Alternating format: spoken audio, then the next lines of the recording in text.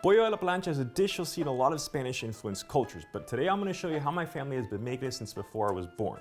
My name is Dennis, and today I'm going to show you how to make Cuban pollo a la plancha. First, we need to start by making a marinade. To a large bowl, add the juice of 2 limes. Afterwards, we need the juice of a bitter orange. However, since bitter oranges can be hard to find, we're going to add some orange juice and some grapefruit juice. This won't be the same, but it'll get us pretty close. Next, we need spices, cumin, oregano, black pepper, and lots of garlic. Don't be afraid of garlic, it's flavor. Add some kosher salt, mix, and set aside. Next, we need to butterfly 4 chicken breasts. Cut down the middle and open the breast like a book.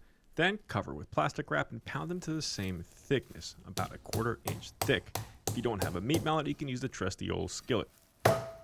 Place the chicken into the marinade and make sure it's well coated. Then cover and set aside in the fridge for 30 minutes. In the meantime, we're going to cut an onion into semi-thick rings.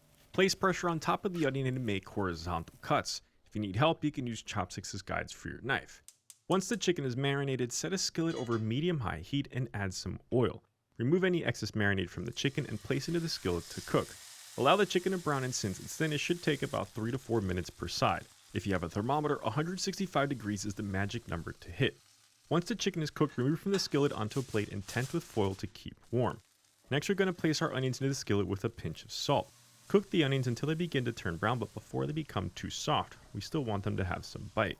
Traditionally, this chicken is served with white rice and black beans, but it also works great with a nice salad. Plate your chicken, add the onions over top, then garnish the dish with some fresh cilantro.